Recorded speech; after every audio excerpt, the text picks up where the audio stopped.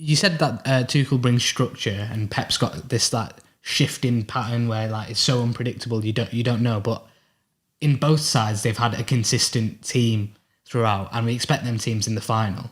Mm-hmm. With them teams established, what do you think the weaknesses, if there are any weaknesses, what are the weaknesses when the teams match up against each other? Because we've seen it in the last two matches in the league and the FA Cup semi-final. Obviously, I think Chelsea and City played a weakened team in the league. This time round, what are the key matchups that we're going to be looking at? What do you reckon? I'm not sure I want to focus on a matchup. I think I want to focus on like the moments that Chelsea will get, because we know when you play Man City, you have to play a certain way, and that's because of how good they are. I think one of the approaches you can take is the counter-attack and just relying on moments like Man United have done. Yeah. And I feel like when you get those moments against City, you have to be clinical and take them early, and then you can hopefully set up really well defensively for the rest of the game. I feel like Timo Werner, when he's had moments so far in the Champions League and in the Premier League, I feel like in those crucial moments, he's sort of buckled. Yeah.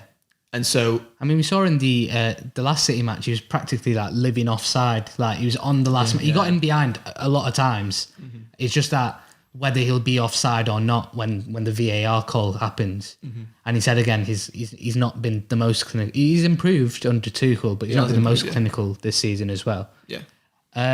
You say playing on the counter attack. Obviously got Werner's pace, but they usually play in the Champions League either Ziyech and Mount behind, and they're not slow by any means, but it's not really the ideal counter attacking setup. Do you expect a counter attacking threat from Chelsea, or do you think it'll be more methodical? Or I think I would, yeah, but at the same time, it does depend on like how the game goes. Like Jack said, and I think with Tuchel managing games, like obviously they went 1-0 down against City. Yeah. And I think he managed that game so well to like come back, and they almost just gradually eased themselves back into the game. And I think they will look to get in behind as much as possible, because they have done that whenever they've played City, whether that's, you know, with their full backs pushing up high. Yeah. Or whether it's like Werner getting in behind. Yeah. I mean, I just wanted to touch on something about Ziyech and Mount when they're not getting in behind that I saw in the Madrid match.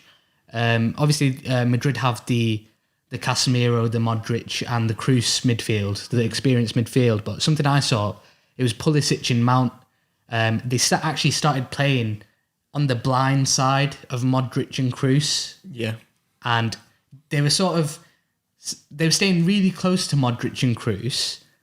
So Modric and Kroos knew that they were there. So they couldn't exactly go press forward, Kante and Jorginho, because they knew that the threat was there. But at the same time, like they couldn't actually see where they were. So in that sense, like Modric and Kroos were caught in sort of like a no man's land of like, should I go press Kante and Jorginho on the ball, or should I go? And in the end, they did neither, and Mount and Pulisic kept making diagonal runs and getting space in between the defensive line and the midfield line. And that's something that, you know, I thought I saw against Madrid. And then I was thinking, how can that be applied against City when Cancelo and Rodri really, that players, the two midfielders that sit back. So in that sense, like with Cancelo and Rodri sitting as the two midfielders in City's case, how do you think the two attackers in like Mount and Pulisic it was, or Mount and Ziyech, how do you think they're going to react to a different type of midfield structure that City deploy? I think you're right in like picking up on that, because I think obviously we all know how good of a player like Toni Kroos is, and if you can just affect his rhythm, and allow him not to get his head up and then ping a 40-yard pass through to Benzema, then I think you've done quite well, and that's like one of the problems solved within the game. And I think Mason Mount and Ziyech can like Pulisic, do that as well with the likes of Rodri and Cancelo. Yeah, like sitting on the blind side, it probably negates a lot of what Cancelo and Rodri can do on the ball as well as like what they can do attacking wise. Especially Cancelo as well, because if you play Pulisic on the left, and then when Cancelo sort of drops into that midfield space, Yeah.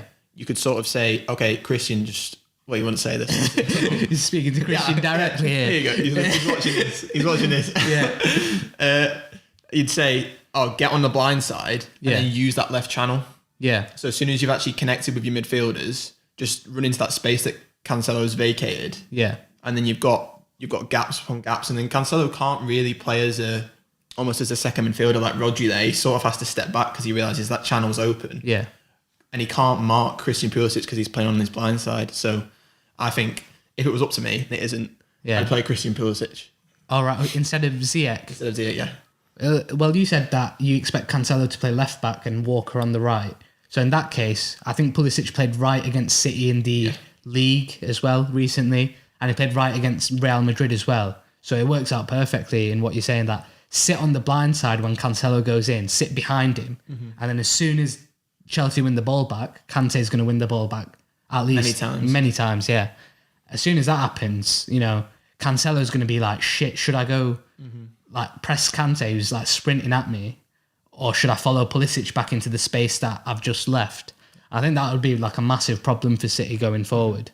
And then I think from there as well, City don't often actually lose the midfield battle. Yeah. But I feel like if you actually take that fullback that drops into midfield out of that midfield battle, I think Kante, I think Kovacic will probably play. Yeah. And I think Mount and Pulisic either side. I think it's Kante and Jorginho. Jorginho. Tuchel likes Jorginho, doesn't he? Yeah.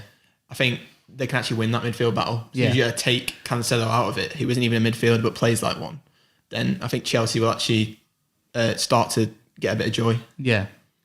Spicy take. Chelsea win the midfield battle against City when they're playing about 10 midfielders. But